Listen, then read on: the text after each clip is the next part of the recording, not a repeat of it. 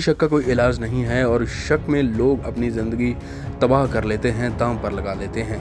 ऐसा ही एक मामला सामने आया है जहां पत्नी पर शक करके एक पति हत्यारा बन गया।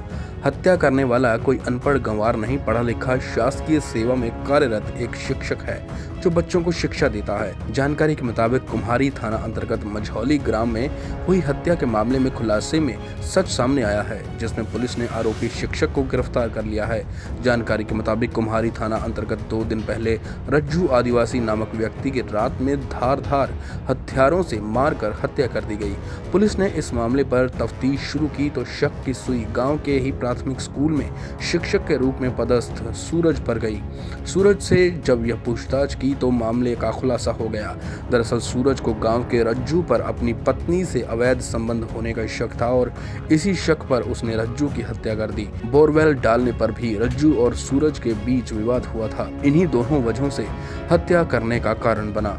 पुलिस ने पूरे मामले का खुलासा पुलिस कंट्रोल रूम में पुलिस अधीक्षक के माध्यम से किया। हाल ही जिले में कुछ घटनाएं हुई है जिसमें 2 बड़ी महत्वपूर्ण घटना हुई है।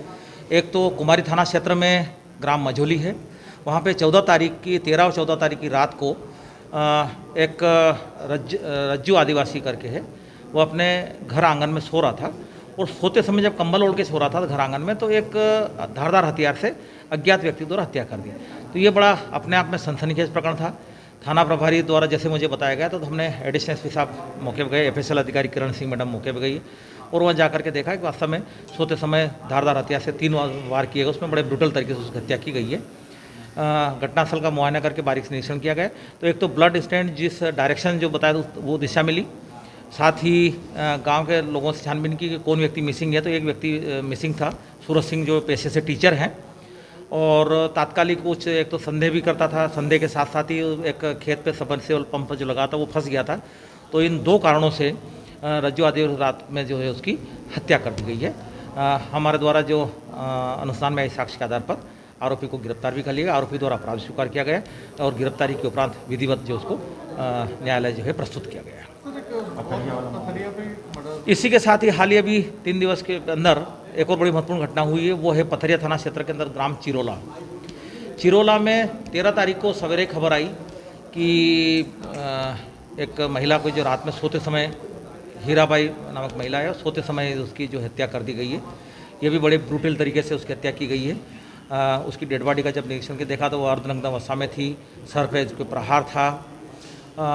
उसमें भी हमारे FSL अधिकारी और CSP अभिषेक तिवारी ने और थाना प्रभारी पथरिया जो चार्ज में है RP चौधरी, इनके द्वारा बड़े गंभीरता से मेहनत की है बड़े, और मेरे ख्याल 24 घंटे में इस वारदात का उन्होंने खुलासा किया गया है। और खुलासा में ये स्पष्ट हुआ है कि सबसे बड़ा एक बीड़ी का टुकड़ा वहाँ मिला तो हमने सबसे पहले ध्यान केंद्रित किया कि बीड़ी इस गांव में कौन कौन पीते थे। मुश्किल से 3-4 लोग जो है बीड़ी पीने वाले लोग मिले हैं, तो उसमें से एक संदेह जिनके पारिवारिक संबंध थे महिला परिवार से, तो उस व्यक्ति पर ध्यान केंद्रित किया गया। उसका नाम, आरोपी का नाम है मस्तराम पटेल, वो भी उसी समाज का था और उस परिवार से, महिला से करीब 20 साल से पारिवारिक संबंध थे, घर आना जाना भी था। घटना दिनांक की रात को भी आया था, 1 घंटा और घर पे रुका भी था।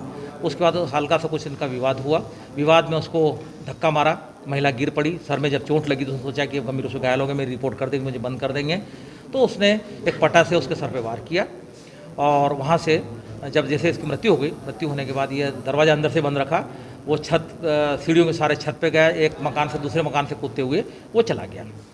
और डेड बॉडी, ये घटना जो 11-12 की रात की थी, 11-12 की रात को डेड बॉडी पड़ी रही। 12 तारीख को भी पूरे घर में पड़ा रहा, दरवाजा किसी ने खोला।